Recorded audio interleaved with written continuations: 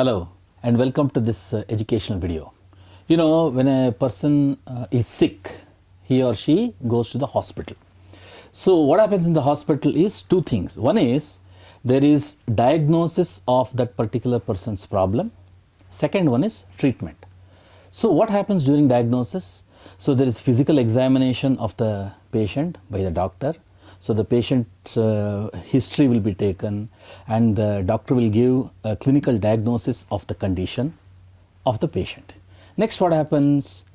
The patient will have to undergo certain tests.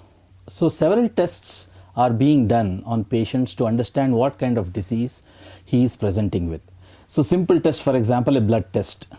Blood is drawn from the patient and that is subjected to various parameters, based on which we will know whether his liver is fine, his kidney is fine, etc. Urine test is being done. Some of the parameters require more than just doing blood analysis. In some cases, you might have heard the word scanning. So you might have heard scanning in context of various diseases where the patient has to undergo scanning of a specific part of the body so that the doctor can look into the internal structure of that person's body, that particular organ or organ system. So like me, there are several people who have several questions because there are, among the different kinds of scans, there is one scan which keeps repeating, people hear about it, that is called a CT scan. So I know very limited, have very limited information about CT scan. So you want to know more about what CT scan is, and suppose CT scan is done on the person's head or brain. What does it mean? What information you'll get? Come, let us meet our expert, Dr. Rose Dawn Bharath, who is working as professor in the Department of Neuroimaging and Interventional Radiology. Namaste, doctor. Hello. And welcome to this program. So as introducing, so whenever we go to the hospital, we commonly hear the word scan and especially CT scan. I want to ask one fundamental question. Pardon me if this is a silly question. CT means what? What is C? What is T? C is computerized. Computerized, okay. T is tomography. Tomography. So computerized andre, it is done through a computer. Okay. The machine is attached to a computer. Okay. And the computer does a lot of work. Okay. That is why it is called computerized. Computerized. Tomography means X-ray, like tomography means you can see inside of the organ. Okay. It is unlike a photo where you see only outside. Tomography means you take slices. Okay. You can see inside of what happens inside the brain or a lungs or a stomach or a thigh. That means you can actually reconstruct the person's internal organs by doing this tomography. So when you say slices means you are taking different portions of at different levels. Okay. So one slice will be taken here, another slice will be taken here, another slice will be taken like that. So at different levels we will look at what is happening to the brain. Okay. So what kind of conditions require this CT? Is CT applicable to all diseases? Yeah. A CT scan is a machine, because it is available throughout the country. Okay. It is and it is very fast. Okay. So you can do the full brain study in 4 seconds time. 4 seconds? 4 seconds time, you can acquire the full brain. Okay, okay. So that is why it is a very popular modality when you're looking at disorders of brain. Okay. Okay, so, suppose there is, I know, see, when you talk about brain diseases, I think of diseases like stroke, for example, or epilepsy or Parkinson's disease. So is this applicable to all? No, see, because it has limitations. Okay. Usually it is done in a settings where you meet with an accident. So you have injury. And you require a fast scan. So when you're suspecting there is a blood, there is blood in the brain. Okay. So there is trauma, there is an accident and there is a lot of fractures on the bone. Okay. Then we use CT scan. Okay. If a patient has got, in the emergency settings, so that means patient has got a seizure, fits which has come just now. I mean, he was totally normal. So recently he has developed a seizure. So as a preliminary investigation to find out what is the cause of this of this fits. Okay. And patient with acute stroke. Okay. Patient who has just not started, I mean, has got a hemiplegia on one side. Then also we use CT scan. So it's usually in emergency setting that we use a CT scan. That means what I understand, you are talking about bleed. If there is no external bleeding, but because of the symptoms, you feel there might be internal bleeding. Yeah. That's when you do a CT scan. I think there is no other test which can actually predict whether Correct. So no other test which can actually tell, because a person who has bled will come with a history of sudden onset headache. Patient will say that I have got very severe headache. Okay. So unless you do a scan, you will not be able to make out whether it is a headache which was caused because of a blood, or because of a tumor, or because of infection. We will not be able to make out. So at first we will do a CT scan to make sure what is wrong. But it might not give all the information, but because it is very fast, relatively cheaper, it is available throughout the country. Everywhere you can find a CT scan. It is the most popular imaging modality when it comes to brain. Brain imaging. Taking photo of the internal part of the brain. Actually, I have seen only in photos that this CT machine is quite big, and you are supposed to lie down in that. And there is a particular kind of light or ray or radiation that is sent through your brain, right? Is it like that? Yeah. So this is a radiation equipment. So what happens is there is a big gantry. There's like a hole which is there, and there is a bed which is there. So the bed goes in and comes out. So when the bed goes inside, we have to mark the position. So you see a red light. So red light is not radiation. It is a laser light which helps you to mark one area. Position, so that this portion has to be scanned. Yeah. So that we are telling computer that this is a position of this patient. Usually we take the nasion, where the place where the nose meets the head. Where we apply this bindi. Bindi. Bindi. So that is where you put the cross marks. It's a red color cross mark that you see. It's a laser light. There is no radiation there. Then the patient will go inside. The table will move. The patient will go inside, and then we will start the scan. So when the scan happens, it is with radiation. This is like an X-ray only. So it is a higher, stronger X-ray which is used for CT. So we will be able to see the internal structures because of that. So you're talking about slicing. So what I understand is, so if I am lying down, so I have a source of that radiation X-ray. It goes like this and does a virtual slicing of my brain. And then later it will sort of prepare an image of that individual slicing. And that's what we send to the doctor. It is where you come in, and you will actually look at it and interpret what is happening. So how are things visible on the scan? Suppose I say this is a scan of a patient who had a stroke. So it will, if you had a stroke, and if you come to hospital early, that means within 3 hours of detecting a stroke, then you might not see anything on CT. CT is normal. Normal means it will be like a normal brain. Normal brain. No indication. Nothing will be there. But if you come in late, the brain parenchyma would have died. So more water will come. So it will look black. In a white background, it look black. Normally it is grey color. Grey color. Normally the brain is grey color. Bone is white color. On a CT scan. On a CT scan. Why? Because bone is white in color, because X-rays cannot pass through and through the bone. So no X-rays reach the other surface. So it looks white. If X-rays go through and reach the receptor, then it will look black. So brain is usually grey color. So it becomes blackish if there is an infarct. So that is if there is a blockage of blood and vessel. That particular tissue dies. So you see that. Suppose there is a bleed. So how does it? That also looks black, is it? No. Bleed is bright. It look white. It's because the blood has got iron. Iron is like calcium in the bone. So it'll look bright. It'll look white in color. So much information. No, just by looking at the color of that particular, whether it is black or bright, you will tell whether the tissue is dying or there is a bleed in there. Or not. So this is measured in values called Hounsfield unit. Okay. So there are ranges of 1,000. So we can detect 1,000 ranges. Okay. Inside the CT scan, Okay. but our eyes can only detect some 16 ranges. Correct.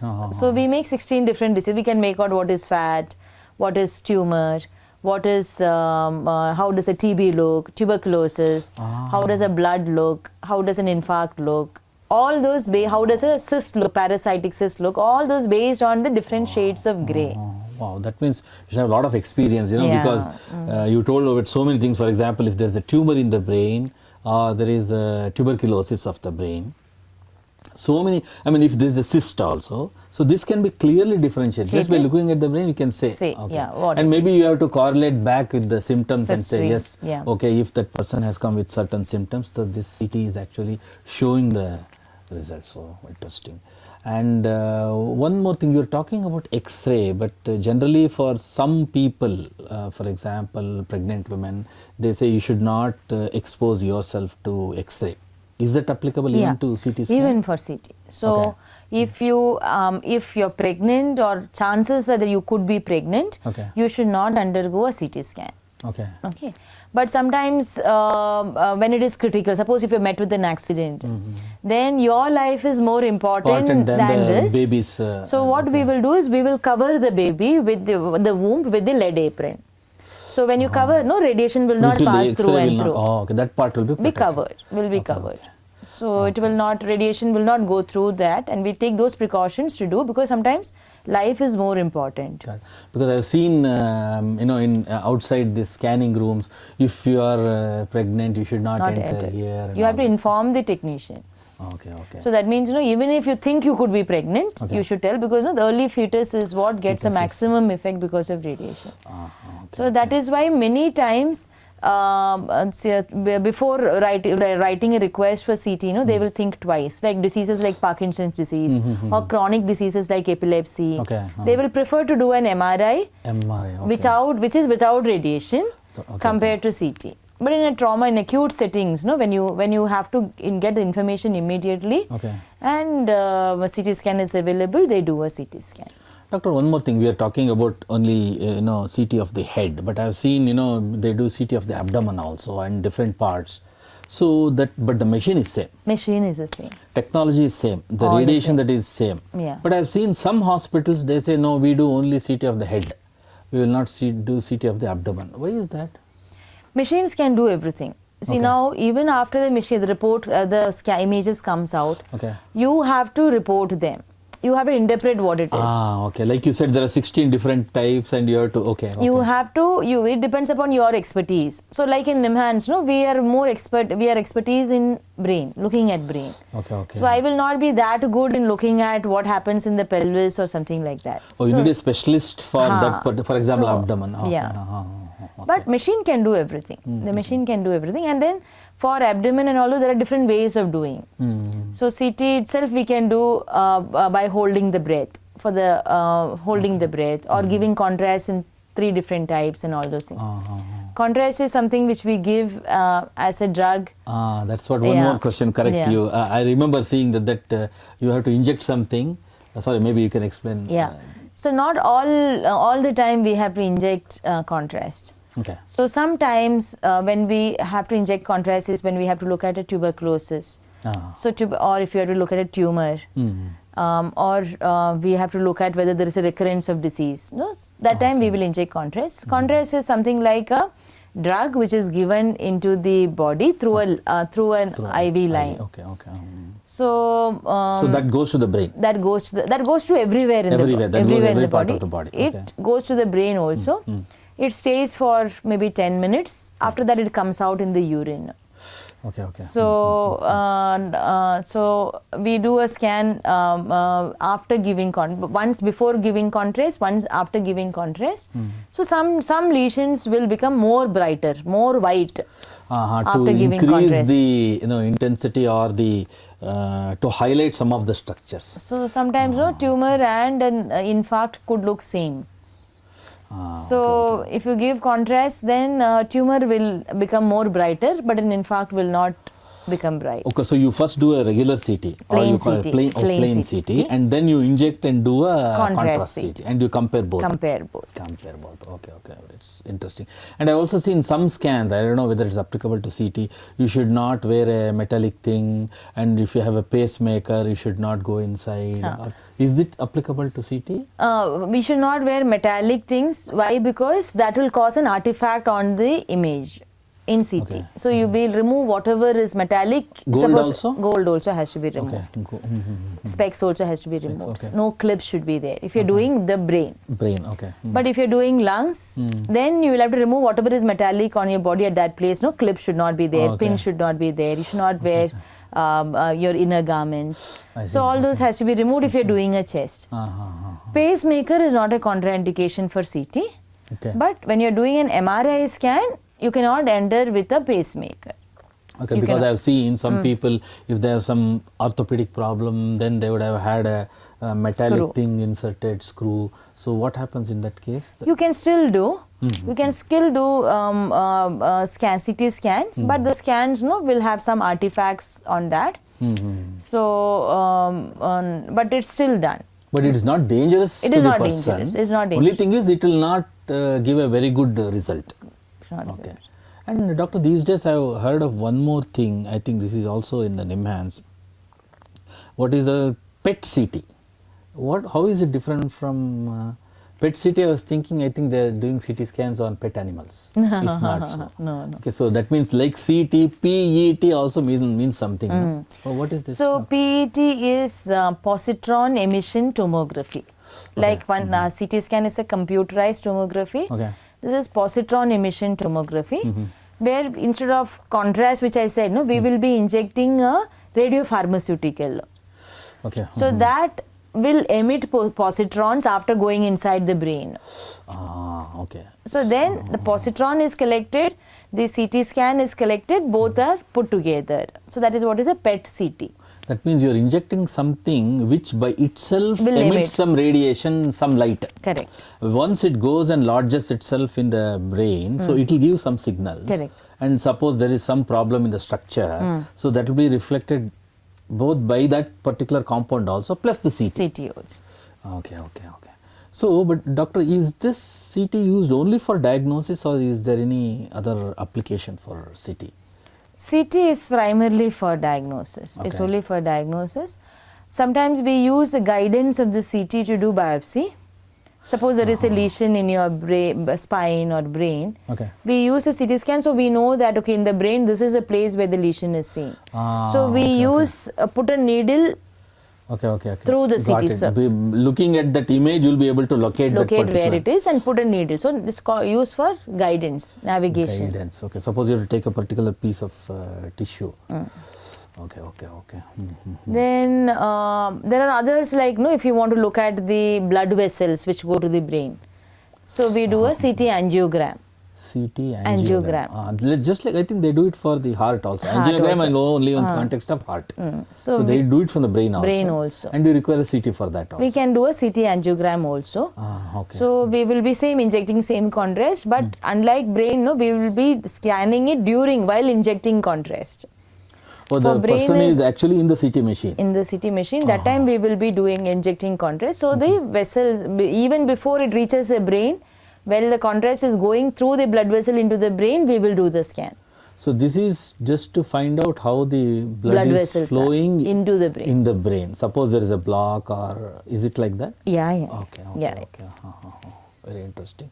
And if you're talking about application of CT to other diseases, so is there a possibility of, no, I'm talking about technology as such. Is there a possibility for CT to be replaced with any other thing? Is it, or is this like the gold standard for No. diagnosis? See, CT, I told you, it is usually used in emergency also. But if you look at what is a gold standard in brain imaging, brain and spine imaging, it is MRI. MRI. MRI is the But gold standard. quickly, if you want faster information, we do a CT scan. Okay, that means if quickly you get something, but if you want to go more in detail, then you go for MRI scan. Okay. And suppose like you're talking about slicing of the brain. So can I do it like this also? Can I slice like this? Yeah. Do it. Okay. So now previously, we used to have only one slice we could acquire at a time. So that was the older generations of CT, where one slice will be done, then the patient will move, another slice will be done. So that time it used to take like 30 minutes. 30 because minutes you have to move the person every few inches. So 30 minutes to do one scan. Okay. So now we have like 64 slices, which is taken in 1 second. Wow. So we can have somewhere like 250 slices covering the whole area within 4 seconds time. Wow.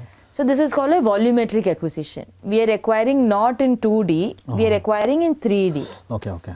So when you acquire in 3D, you can reconstruct in any planes. You can do it coronal like this, or you can slice it like this, or you can slice it like this, axial. Any way it is possible. Axial, coronal. Okay. But that is with the latest generation of CTs. Now it's the 5th generation CT which is running. 5th, okay.